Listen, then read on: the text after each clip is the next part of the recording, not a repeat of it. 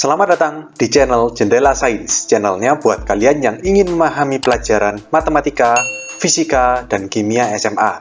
Di video ini kita akan membahas limit fungsi trigonometri part yang pertama, yaitu tentang konsep dan penurunan rumus limit fungsi trigonometri. Simak terus video ini sampai akhir. Yang pertama kita membahas bagaimana penurunan rumus dari limit fungsi trigonometri. Jadi di sini kalau kalian lihat, ini ada lingkaran yang berwarna abu-abu berpusat di titik O. Oke. Lalu di sini ada beberapa segitiga. Yang pertama segitiga OAB. Perhatikan segitiga OAB ini. Segitiga OAB merupakan segitiga siku-siku. Siku-sikunya di A. Oke, yang kedua segitiga OCD. Kalau kalian lihat segitiga OCD ini juga merupakan segitiga siku-siku. Siku-sikunya di titik C. Ini siku-siku. Nah, kalau kalian lihat sisi miring dari segitiga OAB ini adalah OB. OB ini merupakan jari-jari dari lingkaran. Dan alas dari segitiga OCD atau sisi OC ini juga merupakan jari-jari lingkaran yang abu-abu ini. Jadi di sini panjangnya OB itu sama dengan panjangnya OC atau sama dengan jari-jari lingkaran. Kalau jari-jari lingkaran kita misalkan R, maka bisa kita tulis di sini OB sama dengan OC sama dengan R. Jadi OB sama dengan R, OC juga sama dengan R. Oke? Nah, berikutnya kita kembali ke segitiga OAB. Segitiga OAB kita lihat di sini. Segitiga OAB ini ada sudut X di sini. Sudut X itu sudut BOA. Nah, kalau misalkan kita ambil sin X. Kalau di segitiga OAB, sin itu kan depan pemiring. Berarti kalau segitiganya OAB, maka depan itu adalah sisi AB dan miring itu adalah sisi OB. Berarti sin X sama dengan AB per OB. Ini kan ya. Kalau kita pindah ruas, maka AB sama dengan OB kali sin X kan seharusnya. Nah, di sini tadi kan OB sama dengan R atau jari-jari lingkaran. Sehingga OB bisa kita substitusi dengan R, maka AB sama dengan R sin X. Oke, selanjutnya kita ke segitiga OCD. Nah, segitiga OCD ini kita ambil tan X. Nah, kalau segitiganya OCD, tan X, ini ya, tangan itu kan depan per samping. Kalau segitiganya OCD, maka sisi depannya adalah CD, dan sampingnya adalah OC.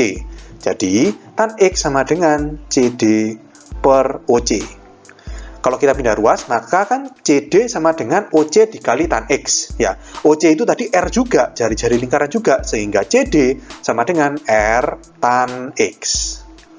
Oke, berikutnya sekarang kita akan hitung luas segitiga OBC. Perhatikan sekarang segitiga OBC yang ini. Ya, kita hitung luasnya. Luas segitiga OBC sama dengan setengah dikali alas dikali tinggi. Setengah dikali alasnya segitiga OBC itu kan OC. Ya, berarti setengah dikali OC dikali tingginya. Tingginya AB. Setengah kali OC kali AB. Berarti sama dengan setengah dikali OC itu tadi kan R, jari-jari ya. AB itu kita dapatkan tadi sebesar R sin X. Berarti ini R sin X. Atau kita dapatkan luas segitiga OBC sama dengan setengah R kuadrat sin X. Oke, sampai sini paham ya? Sekarang kita akan cari luas segitiga OCD. Luas segitiga OCD itu sama setengah kali alas kali tinggi. OCD itu kan ini. Berarti alasnya OC, tingginya CD, itu ya. Jadi setengah dikali OC dikali CD. Berarti sama dengan setengah dikali OC. OC itu R dikali CD, CD itu R tan X. Berarti luas segitiga OCD sama dengan setengah R kuadrat tangan X. Oke, berikutnya sekarang kita akan cari luas juring. Juring apa? Juring OBC. Ini ya, masih ingat juring ya? Juring itu yang bentuknya seperti kalau kalian makan pizza, potongannya pizza itu bentuknya juring. Jadi juring OBC ini berapa? Rumusnya alfa per 360 derajat. Tapi di sini kita asumsikan atau X ini, yang sudut X ini satuannya adalah radian, X rad gitu ya. Jadi kalau pakai radian berarti 360 derajat harus kita konversi menjadi 2pi. Dikali luas lingkaran atau pi R kuadrat. Masih ingat ya, kalian sudah pernah belajar di SMP. Luas juring itu adalah sudutnya juring ini dibagi sudut semuanya atau 360 derajat atau 2pi radian dikali luas lingkaran atau pi r kuadrat. Oke, pi-nya bisa kita coret. Lalu alfa ini kan sudut ya, sudutnya x, berarti ya sudah, berarti x per 2 dikali r kuadrat atau luas juring OBC sama dengan setengah x r kuadrat. Oke, kalau sudah di sini perhatikan segitiga OBC. Segitiga OBC ini kalau kalian lihat, luasnya selalu lebih kecil jika dibandingkan dengan juring OBC. Segitiga OBC kan sisinya ini, OB, OC, sama BC yang tali busur. Tapi kalau juring OBC itu OB, OC, dan busur BC. Berarti di sini bisa kita tulis, luas segitiga OBC itu selalu lebih kecil jika dibandingkan dengan luas juring OBC. Dan luas juring OBC ini kalau kalian lihat, itu lebih kecil lagi jika dibandingkan dengan luas segitiga OCD. Yang ini OCD, ya kan? D kan di luarnya lingkaran. Jadi pasti lebih besar luas segitiganya. Jadi di sini kita tulis lebih kecil lagi jika dibandingkan dengan luas segitiga OCD. Oke, kalau sudah kita masukkan luas segitiga OBC itu setengah R kuadrat sin X. Lebih kecil dari luas juring OBC itu setengah X R kuadrat. Lebih kecil dari luas segitiga OCD itu setengah R kuadrat tangen X. Gini ya. Setengah R kuadrat bisa dicoret, ini setengah R kuadrat, ini setengah R kuadrat, jadi tinggal sin X lebih kecil dari X lebih kecil dari tan X. Oke, kalau misalkan semuanya saya bagi dengan sin X, maka yang terjadi seperti ini, sin X dibagi sin X itu 1, lebih kecil dari X dibagi sin X ya X per sin X.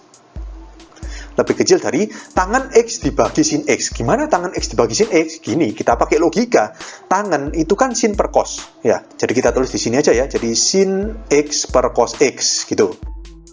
Tangan kita uraikan menjadi sin X per cos X, dibagi sin X, atau dikali seper sin X. Berarti kan coret nih, sin X dicoret sama sin X. Gini ya.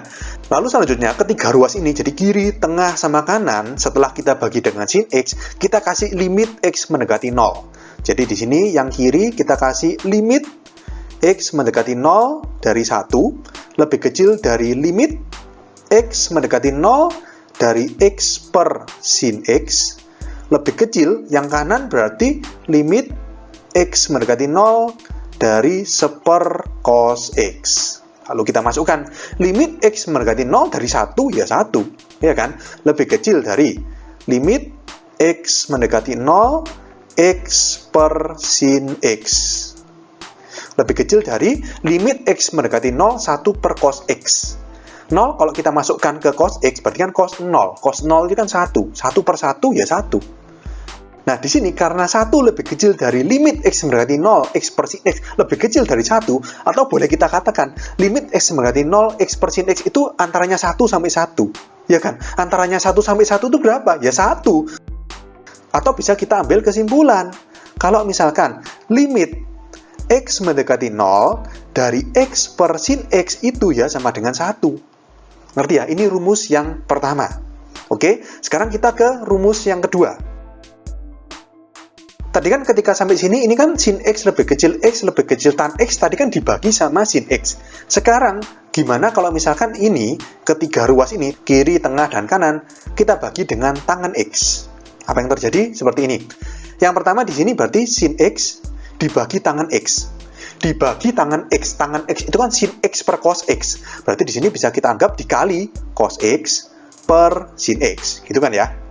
Lebih kecil dari X per tangan X. Lebih kecil dari tangan X dibagi tangan X. Berarti 1. Oke, sin X dan sin X dicoret jadi tinggal cos X. Lalu sama seperti yang tadi, jadi kiri, tengah, dan kanan kita kasih limit X mendekati 0. Jadi yang pertama ini limit X mendekati 0 cos X. Lebih kecil dari limit X mendekati 0 X per tan X. Lebih kecil dari yang cos kanan berarti limit X mendekati 0 1. Limit X mendekati 0 cos X. Coba kita masukkan. 0 masukkan ke cos. Jadi cos 0, 1 ya. Berarti di sini 1 lebih kecil dari limit X mendekati 0 dari X per tangan X lebih kecil dari limit X mendekati 0, 1, fungsi konstan ya sudah 1. Nah, di sini ini mirip seperti yang tadi. Kalau tadi 1 lebih kecil limit X mendekati 0, X per sin X lebih kecil 1. Sekarang X per sin X-nya diganti dengan X per tan X. Sehingga bisa kita simpulkan rumus yang kedua, yaitu limit X mendekati 0 dari X per tangen X juga sama dengan 1. Ya, jadi di sini kita buat dua rumus. Yang pertama, limit X mendekati 0, X per sin X sama dengan 1. Yang kedua, limit X mendekati 0, X per tan X juga sama dengan 1. Dari dua rumus ini, nanti di slide berikutnya akan dikembangkan menjadi banyak sekali rumus. Oke? Nah, ini adalah rumus yang kita buktikan tadi ya. Kita sebutnya rumus dasar. Jadi rumus dasarnya, yang pertama limit X mendekati 0, X per sin X sama dengan 1. Sudah kita buktikan di slide sebelumnya. Nah, kalau misalkan antara pembilang sama penyebut ini dibalik, berarti limit X mendekati 0, sin X per X, maka hasilnya juga akan dibalik atau diseper. Seper 1 itu 1. Dan tadi yang kedua, limit X mendekati 0, X per tan X kan sama dengan 1. Sudah kita buktikan. Kalau dibalik ya sama. Limit X mendekati 0, tan X per X sama dengan seper 1 atau 1. Oke, jadi 4 rumus ini saya sebut dengan rumus dasar. Dari 4 rumus ini kita akan kembangkan menjadi yang namanya rumus pengembangan. Ada 8 rumus pengembangan. Yang pertama, limit X mendekati 0, AX per sin BX sama dengan A per B. Jadi A ini mengambil dari koefisien X yang atas, B ini koefisien X yang bawah. Limit X mendekati 0, sin AX per BX juga A per B. Limit X mendekati 0, AX per tan BX juga A per B. Dan limit X mendekati 0, tan AX per BX juga sama dengan A per B. Nggak hanya itu, kalau atas bawah atau pembilang dan penyebutnya itu fungsi trigonometri sin dan tan, juga berlaku rumus pengembangannya. Limit X mendekati 0, sin AX per sin BX sama dengan A per B. Limit X mendekati 0, tan AX per tan BX sama dengan A per B. Limit X mendekati 0, sin AX per tan BX sama dengan A per B. Dan limit X mendekati 0, tan AX per sin BX juga sama dengan A per B. Cara mengingatnya sebenarnya mudah. Kalau kalian lihat polanya di sini, pokoknya atasnya itu AX atau sin AX atau tan AX, bawahnya itu BX atau sin BX atau tan BX, bagaimanapun kombinasinya, pokoknya aljabar biasa yang fungsi linear yang AX itu, atau pakai fungsi trigonometri sin atau trigonometri tan, itu pokoknya tinggal koefisien X di atas dibagi koefisien X di bawah. Kalau atas itu A, bawah B, ya A per B. Ya, jadi nggak perlu kalian hafalkan atau ingat satu persatu, ambil prinsipnya. Ya. Kalau di sini yang rumus dasar atas bawahnya kan sama-sama X nih. Baik X, sin X maupun tan X ditukar-tukar. Ya. Jadi di sini boleh kita kembangkan lagi sebenarnya. Ada rumus pengembangan lagi, yaitu limit X mendekati 0, sin X per tan X. Itu juga sama dengan 1. Ya kan? Jadi bisa kita anggap, ini kan AX, ini kan BX. A-nya 1, B-nya 1, berarti 1 per 1, 1. Bisa juga limit X mendekati 0, tan X per sin X juga sama dengan 1. Karena kan A-nya 1, B-nya 1, A per B berarti 1 per 1 atau 1. Oke, nah berikutnya saya akan membahas dari mana rumus pengembangan ini berasal atau kok bisa munculnya A per B, A per B, A per B seperti ini. Kalau yang rumus dasar sudah kita buktikan di depan tadi. Ya, di sini kita akan buktikan rumus pengembangan. Misalkan saya ambil contoh limit X mendekati 0, 2X per sin 3X. Nah, seperti ini. Misalkan kedua ruas, pembilang dan penyebut itu saya kalikan dengan 6X per 6X. Maka yang terjadi seperti ini. 2X dan 6X ini saya coret, yang bawah berarti 3 gitu ya. Terus 6X yang di atas itu saya pecah. Saya pecah menjadi 3X dikali 2. Berarti ini sama dengan limit X mendekati 0, 3X per sin 3X dikali 2 per 3. Gini ya, tadi kan 6X-nya dipecah menjadi 3X kali 2. Bawahnya sin 3X sama 3. Nah, lalu seperti ini. Kita misalkan 3X itu sama dengan P. Berarti P sama dengan 3X. Kalau P sama dengan 3X, X-nya mendekati 0, maka P itu juga mendekati 0. Karena kan P sama dengan 3X. 3 kali 0 itu juga 0. Iya kan? Berarti P juga mendekati 0. Jadi bentuk limit ini kita ubah variabelnya menjadi limit P mendekati 0 3X itu kan apa tadi? P ya. Kita misalkan P per bawahnya sin 3X itu sin P dikali 2/3. Kalau kalian lihat, limit P mendekati 0, P per sin P itu kan ya sama aja dengan ini. Limit X mendekati 0, X per sin X ya, cuman X-nya diubah jadi P gitu kan, cuman masalah simbol, masalah variabel. Ya berarti ini juga 1. Ya berarti sama dengan 1 dikali 2/3. Sama dengan 2/3. Terbukti ya rumus ini ya. Jadi limit X mendekati 0, 2X per sin 3X sama dengan 2/3. 2 itu dari koefisien X yang atas, 3 itu dari koefisien X yang bawah. Jadi kalau misalkan limit X mendekati 0, AX per sin BX sama dengan A per B. Ya, untuk rumus-rumus yang lainnya juga sama, pembuktiannya kurang lebih seperti ini. Jadi di sini saya buktikan satu rumus pengembangan aja, yang lainnya ya bisa dikembangkan sendiri atau dengan cara yang sama pembuktiannya seperti ini. Oke? Selain rumus dasar dan rumus pengembangan yang sudah saya jelaskan tadi, terkadang atau lebih tepatnya seringkali pada saat mengerjakan soal-soal limit fungsi trigonometri itu kalian harus mengingat kembali atau memakai kembali rumus trigonometri analitika yang kalian pelajari di kelas 11. Jadi di sini saya akan mereview ya rumus-rumus yang ada di trigonometri analitika di kelas 11 semester 1. Di sini kelompok yang pertama adalah rumus jumlah dan selisih sudut. Masih ingat ya?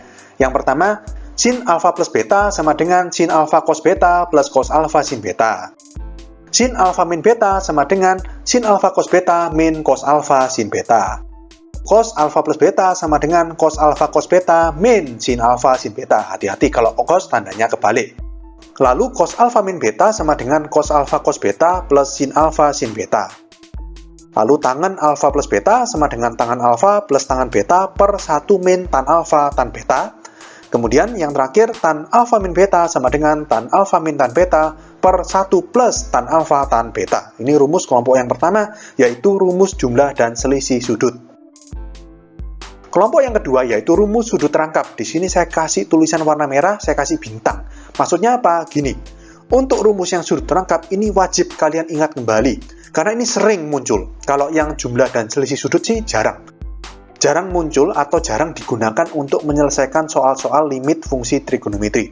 Yang sering digunakan itu rumus sudut rangkap. Yaitu sin 2 alfa sama dengan 2 sin alfa cos alfa. Lalu cos 2 alfa itu punya 3 rumus. Yang pertama, cos kuadrat alfa min sin kuadrat alfa. Yang kedua, 2 cos kuadrat alfa min 1. Dan yang ketiga, 1 min 2 sin kuadrat alfa. Rumus 8B, saya tulis ulang, saya pindah ruas. Min 1-nya pindah ruas ke kiri, berarti jadi 1 plus ya. 1 plus cos 2 alfa sama dengan 2 cos kuadrat alfa. Dan rumus 8C, itu 2 sin kuadrat alfa pindah kiri, sama dengan 1 min cos 2 alfa. Atau 1 min cos 2 alfa sama dengan 2 sin kuadrat alfa. Gini ya, kalau dipindah ruas seperti ini. Nah, rumus 8B, 8C yang sudah dipindah ruas seperti ini saya tekankan ini sering kali muncul ya, terutama yang 8C. 1 min cos 2 alfa sama dengan 2 sin kuadrat alfa. Ini kalian harus ingat. Ini sering kali muncul pada soal-soal limit fungsi trigonometri.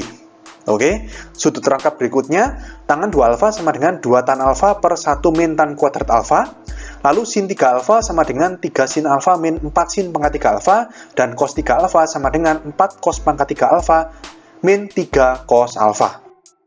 Jadi di sini saya tekankan yang paling sering muncul ya, menurut pengalaman itu adalah rumus 8C yang sudah dipindah ruas ini. Untuk yang lain-lain sih pernah muncul, cuman lebih jarang. Oke? Kelompok rumus yang ketiga adalah rumus hasil kali sinus dan kosinus. Jadi di sini ada 4 rumus. Yang pertama, sin alfa kali cos beta sama dengan setengah dalam kurung sin dalam kurung alfa plus beta ditambah sin dalam kurung alfa min beta. Yang kedua, cos alfa kali sin beta sama dengan setengah kali dalam kurung sin dalam kurung alfa plus beta dikurangi sin dalam kurung alfa min beta. Yang ketiga, cos alfa kali cos beta sama dengan setengah kali dalam kurung cos dalam kurung alfa plus beta ditambah cos dalam kurung alfa min beta. Dan yang terakhir, sin alfa kali sin beta itu sama dengan setengah kali dalam kurung cos dalam kurung alfa min beta min cos dalam kurung alfa plus beta. Di sini hati-hati ya. Kalau tadi yang sebelah kiri alfa plus beta, yang sebelah kanan alfa min beta. Yang ini sebelah kirinya alfa min beta, yang sebelah kanan alfa plus beta. Oke, kelompok rumus yang terakhir adalah rumus jumlah dan selisih sinus dan kosinus. Juga ada 4. Yang pertama, sin A plus sin B sama dengan 2 sin setengah dalam kurung A plus B cos setengah dalam kurung A min B. Yang kedua, sin A min sin B sama dengan 2 cos setengah dalam kurung A plus B sin setengah dalam kurung A min B. Yang ketiga, cos A plus cos B sama dengan 2 cos setengah dalam kurung A plus B cos setengah dalam kurung A min B. Dan yang terakhir, cos A min cos B sama dengan min 2. Hati-hati ada minnya ya. Min 2 sin setengah dalam kurung A plus B sin setengah dalam kurung A min B. Nah, di sini untuk yang rumus jumlah dan selisih sinus dan kosinus juga saya kasih tulisan merah, saya kasih bintang, tandanya 4 rumus ini sering dipakai. Semuanya sering dipakai pada limit fungsi trigonometri. Oke, jadi rumus jumlah dan selisih sinus dan kosinus serta rumus sudut rangkap yang di depan tadi itu yang sering dipakai. Untuk yang rumus jumlah dan selisih sudut serta rumus hasil kali sinus dan kosinus itu jarang-jarang, hampir nggak pernah kepake. Ngerti ya? Jadi dalam menyelesaikan soal-soal pada limit fungsi trigonometri itu tidak hanya pakai rumus yang limit x mendekati 0, x per sin x sama dengan 1 atau yang hasilnya A per B di depan tadi, tapi kalian harus juga paham atau kalian harus bisa ingat dan menerapkan rumus-rumus yang sudah kalian pelajari di bab trigonometri analitika di kelas 11. Oke? Oke, sekian untuk video kali ini. Untuk melihat playlist lengkap dari bab ini, bisa kalian klik thumbnail yang ada di sebelah kanan atas ini. Jika ada pertanyaan, saran, maupun kritik, bisa kalian tulis di kolom komentar. Semoga bermanfaat dan sampai jumpa di video selanjutnya.